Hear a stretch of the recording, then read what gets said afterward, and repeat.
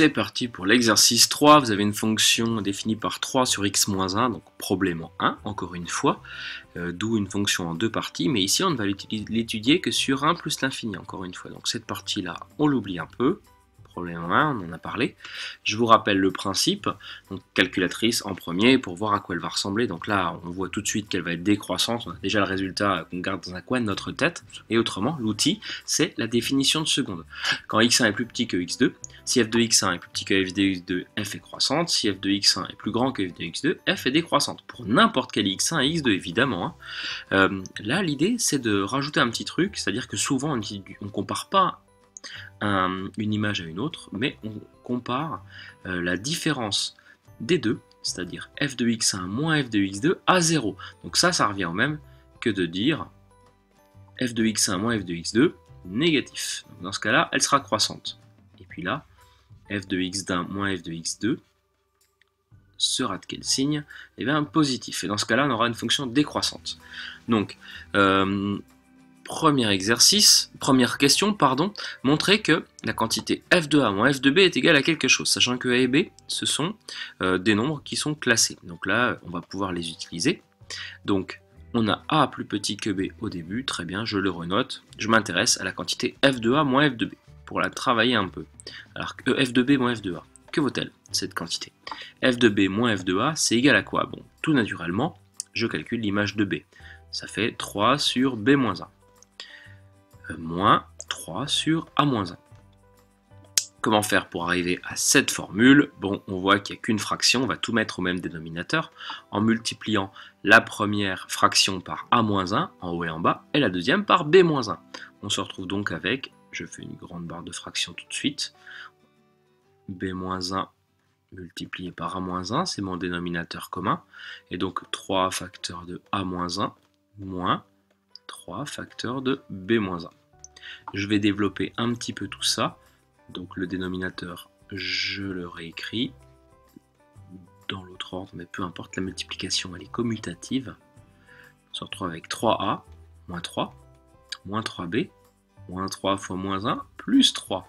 Donc là, on voit qu'on va avoir des 3 et moins 3 qui s'en vont. Et pour coller à la formule, je vais factoriser par moins 3. Si je factorise par moins 3, que se passe-t-il? Eh bien, il me reste ici b, déjà, je pique moins 3. Et puis ici, si je pique moins 3, il faut mettre moins a. Moins 3 fois moins a, ça fait bien 3a. Je vérifie ici, moins 3b, moins 3 fois moins 1, plus 3a. C'est bien ce qui est écrit ici. Donc, j'ai l'expression qu'on me demandait de trouver.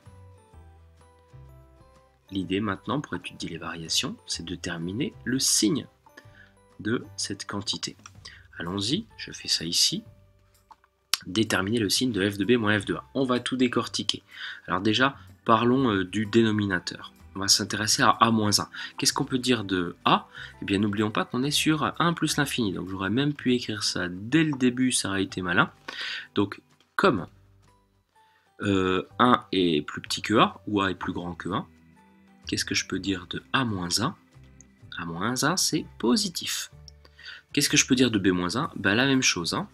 Comme 1 est aussi plus petit que b, je vais pouvoir dire que b-1 est positif. Donc, qu'est-ce que je vais pouvoir dire du produit des deux? A-1 fois b-1, le produit de deux positifs est positif. Ça, c'est pour le dénominateur. Le numérateur, maintenant. Comme a est plus petit que b, qu'est-ce que je vais pouvoir dire de b-a? Et bien, b-a, si je passe le a de l'autre côté, c'est positif.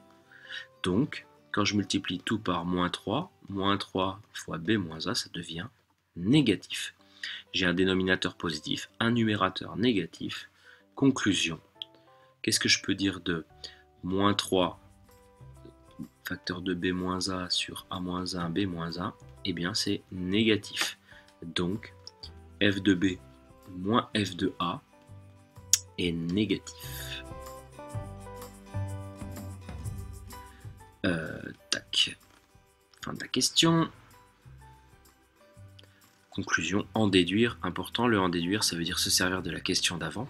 En déduire, alors je suis parti de a plus petit que b, et j'arrive à f de b moins f de a, négatif, c'est-à-dire f de b plus petit que f de a. Si je remets les choses dans le bon ordre, peut-être f de a plus grand que f de b. Donc, qu'est-ce que je peux dire de ma fonction? Eh bien, a petit que b, f de a plus grand que f de b, f va être strictement décroissante, ce qu'on a pu conjecturer très rapidement, sur l'intervalle 1 plus l'infini, ouvert en 1. Voilà pour les variations.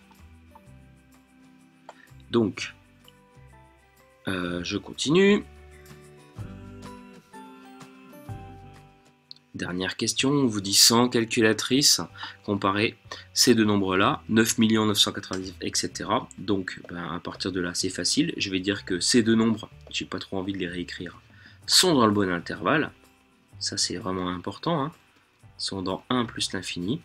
Or, qu'est-ce que je peux dire de 9 999 999,9? Eh bien, il est plus grand que 9 999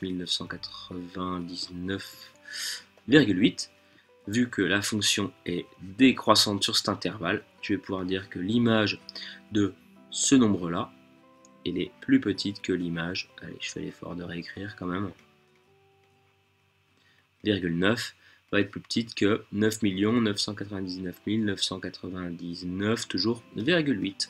Voilà pour ceci. Si ça marche pour tous les nombres qui sont plus grands que 1, ça marche évidemment pour ces deux exemples.